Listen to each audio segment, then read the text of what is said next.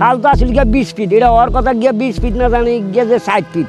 হ্যাঁ, মনে করেন সবাই এই যে জায়গার সাথে মনে করেন যে বিল্ডিং করে লাইছে, মনে করেন এটা লিখে ক্ষমতার জোর, আমি কিছু কোনো লাভ। ব্লু নেটওয়ার্ক এই সময়ের আলোচিত নগর উন্নয়ন প্রকল্প। ঢাকা শহরের মৃতপ্রায় খালগুলোকে ঘিরে প্রাণ ফেরানোর স্বপ্ন, খনন, পরিষ্কার আর দখল মুক্তির পদক্ষেপ। কিন্তু এর তদারকি নিয়ে উঠছে প্রশ্ন। সিটি কর্পোরেশনে না হলে কয়েকবার আমি ফোন দিয়ে বলছি যে পালিনে মাটি খালে বত্তা আছে, এটা অবদূষণ দেন। এরা কয় পরসারের বন্ধ, এর বন্ধ দরকার আছে নি, আমাকে জায়গা আছে। আবার মালা সাফ করে, আবার মালা জন্মে। উপদেষ্টা থেকে প্রশাসক সবাই এর দীর্ঘমেয়াদী সুফল নিয়ে চিন্তিত। ভবিষ্যতে যদি কখনো আমরা আবার কিংবা যারা আসবেন কিংবা নীতি নির্ধারণের জায়গায় যারা আছেন তারা যদি মনে করেন যে এখনও যদি মনে করেন যে নদীর সাথেই কানেকশনগুলো আমরা আবার তৈরি করতে পারবো, তো সেই জন্য ঢাকার ভিতরের অংশে আমরা অলরেডি এক্সকেভেট করে রেডি করে রেখেছি। আমরা চেষ্টা করব খাল অন্তত ঢাকার তুরাগ নদী এবং অন্যান্য খালগুলোর ক্ষেত্রে পর্যাপ্ত বরাদ্দ যেন থাকে, যাতে পরবর্তী সরকারও এই কাজটা করতে পারে সেটা নিশ্চিত করতে। কিন্তু বাস্তবতা হচ্ছে যে আমরা যতটুকু খাল খনন করছি দেখা যাচ্ছে 2-3 মাসের মধ্যেই আবার আশেপাশের বাসা থেকে পয়ঃবর্জ্য এসে ওইটা ভরে যাচ্ছে। ফলে এই পয়ঃবর্জ্যের বিষয়টা অ্যাড্রেস না করা পর্যন্ত কিন্তু খালগুলোকে আমরা দূষণমুক্ত করতে পারবো না। এবার দেখতে চাই কতটা বদলেছে খালের চেহারা। ব্লু নেটওয়ার্ক কি সত্যি ফিরিয়ে আনছে প্রাণ? একসময় ঢাকার বুকে ছিল অসংখ্য খাল, যেখানে বইতো জল, চলতো নৌকা আর আশেপাশে গড়ে উঠত জীবন। আজ সেই খাল কোথায়? দখল, দূষণ আর অনাদরের মাঝে ঢাকা হারিয়েছে তার জল ছবি। সেই হারানো প্রবাহ ফিরিয়ে আনতে তৈরি হয়েছে ব্লু নেটওয়ার্ক। খালগুলোকে উদ্ধার করে ঢাকাকে ফেরত দেওয়ার এক স্বপ্ন। কিন্তু প্রশ্ন হচ্ছে, এই নেটওয়ার্ক কি বাস্তবে কাজ করছে, নাকি এই উদ্যোগ রয়ে যাবে শুধু কাগজে কলমেই? সেই উত্তর খুঁজবো আমরা। প্রিয় দর্শক, আপনাদের স্বাগত কেন বিবর্ণ অনুষ্ঠানে।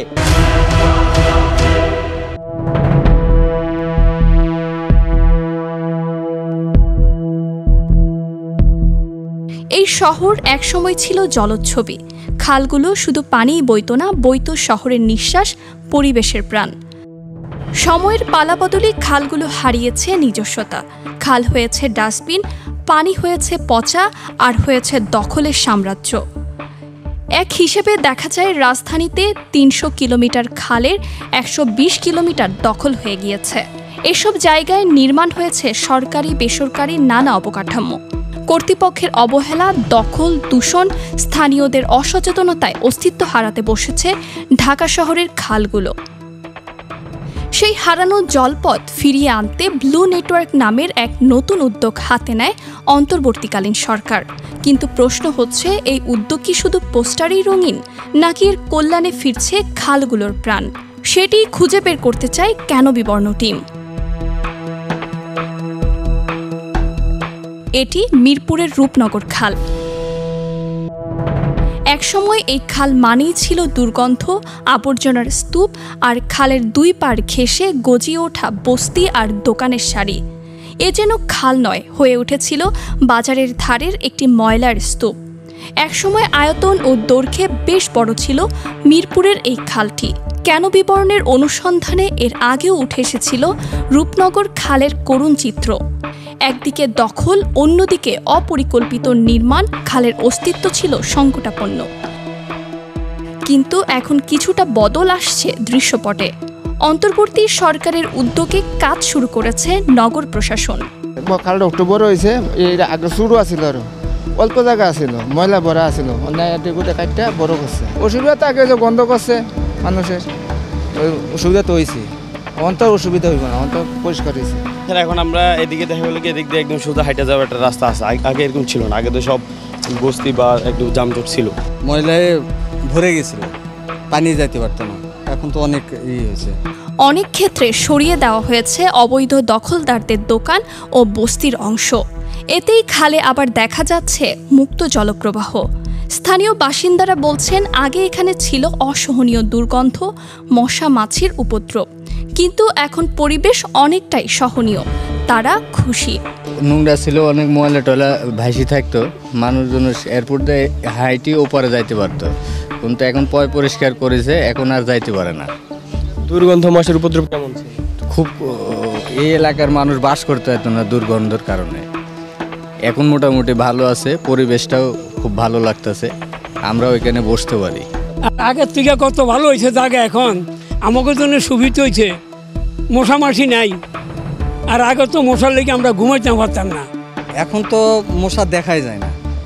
আগে যে ময়লার ছিল, ময়লার কারণে দিনের বেলায়ও কোথাও বসা যেত না। আর এখন তো মানে রাত্রিবেলায় হোক আর যে কোনো সময় বসলে পার মশা আর দেখা যায় না। তবে খালপাড়ের সব এলাকার যে চিত্র একই তা নয়।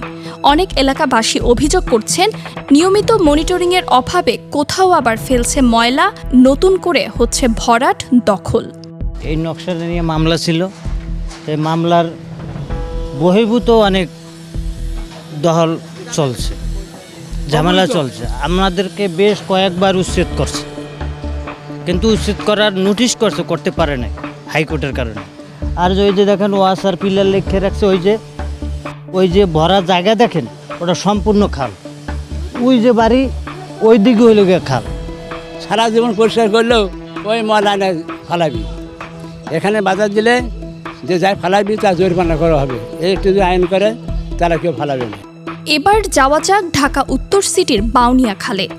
একসময় দুর্গন্ধ, ময়লা আর দখলের রাজ্য ছিল এটি।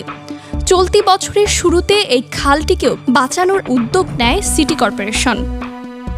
গত ফেব্রুয়ারিতে সরকারের পরিবেশ উপদেষ্টা সৈয়দা রিজওয়ানা হাসানের উপস্থিতিতে শুরু হয় খনন ও পরিষ্কার কাজ, যা নিয়ে হয় নানা আলোচনা।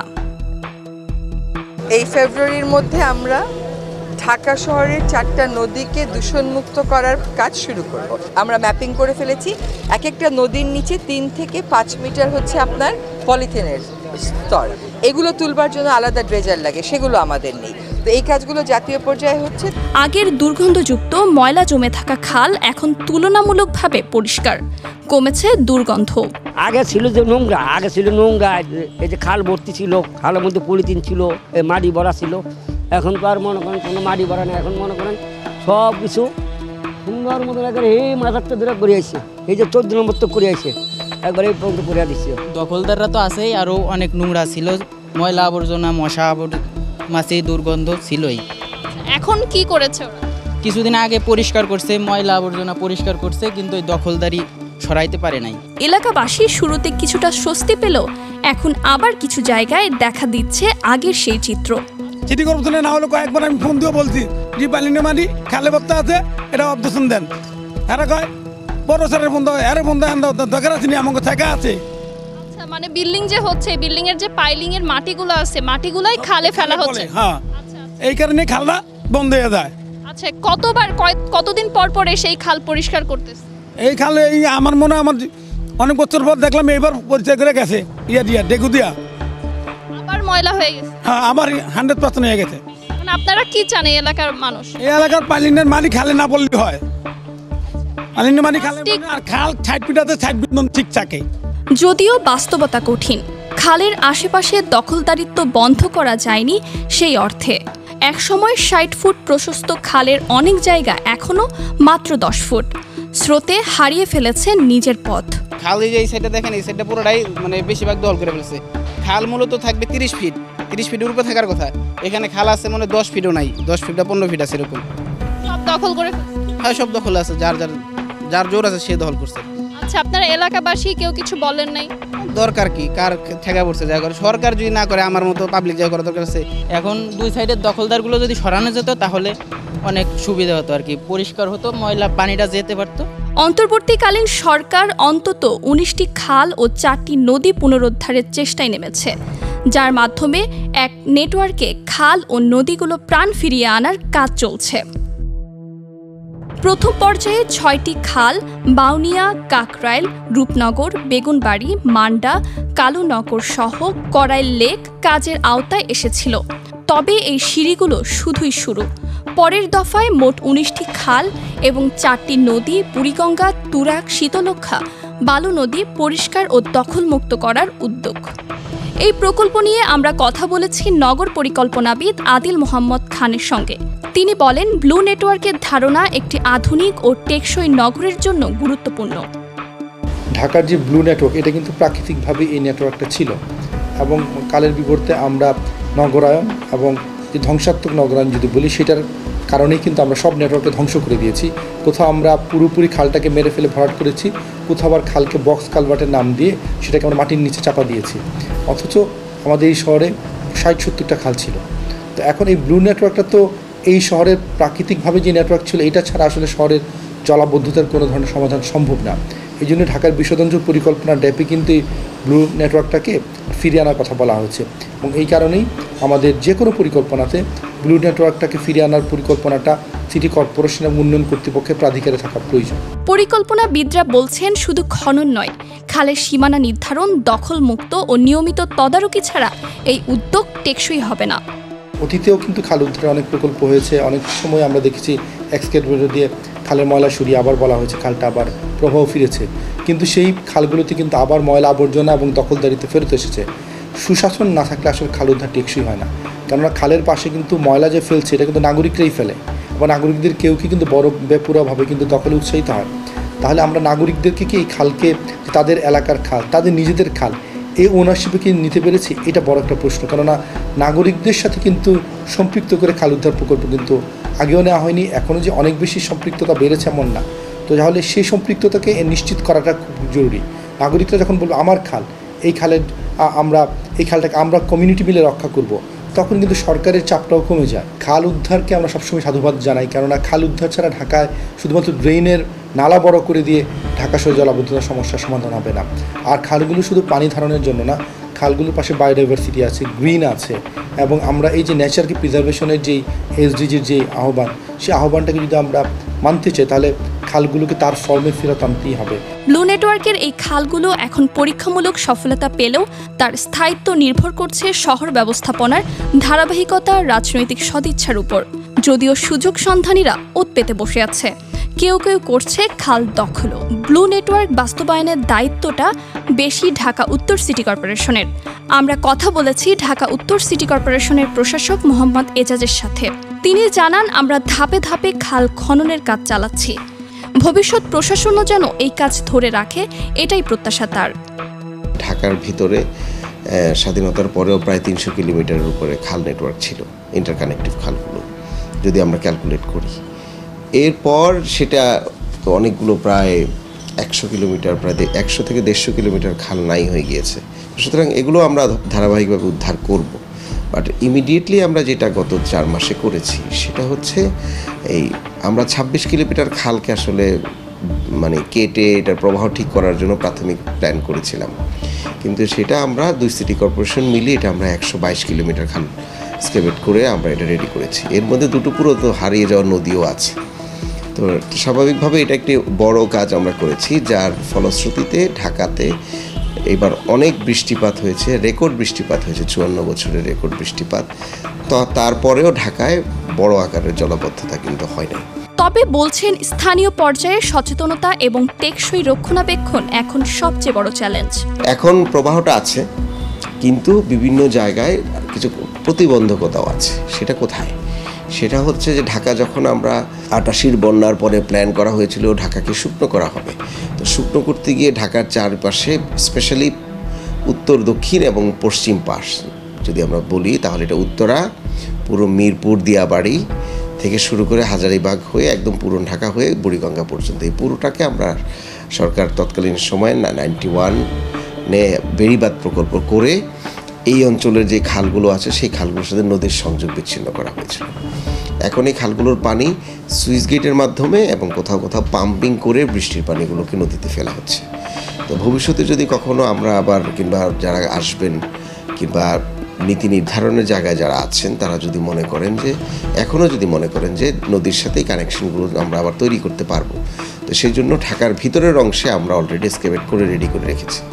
তা আমরা চাইলেই এই রেগুলেটর বলা হয় এগুলোকে, এই রেগুলেটরগুলো যদি উঠিয়ে দেওয়া হয়, তাহলে নদীর সাথে অনেক জায়গাতেই এই ব্লু নেটওয়ার্কের মাধ্যমে কানেক্টিভিটি করা সম্ভব, এবং এই কানেক্টিভিটি হবে নৌ পরিবহনের কানেক্টিভিটি। তো সেটার জন্য আমরা প্রস্তুত করে রেখেছি ঢাকাকে। আরও কিছু কিছু জায়গায় এখনও কাজ চলমান আছে, যেরকম নড়াই নদীর একটা অংশে এখনও কাজ চলমান আছে, জিরানি খালের কাজটি চলমান আছে। এগুলো যদি আরও ভালো আকারে ধারণ করে, তাহলে ভবিষ্যতে ঢাকার ভেতরে একটা ব্লু নেটওয়ার্ক বাস্তবায়ন করা সম্ভব হবে। এগুলো আসলে রেডি করতে সিভিল স্ট্রাকচার করতে, এটার জন্য ইনফ্রাস্ট্রাকচার রেডি করতে কিন্তু 3 থেকে 4 বছরের বড় প্রকল্প নিতে হবে। এখন যদি একটা ইন্টারিম টাইম আমরা প্রবাহগুলো ঠিক করে গিয়ে রাস্তাগুলো দেখিয়ে দিচ্ছি কীভাবে কাজটা করতে হয়, তারপরে যারা দায়িত্বে থাকবেন তারা যদি এই নগরকে ভালোবেসে থাকেন এবং নগরের ভালোটা বুঝেন, তাহলে আমরা মনে করি এবং আমরা আশাও করি যে তারা এই কাজগুলো ভবিষ্যতে চালিয়ে নিয়ে যাবেন।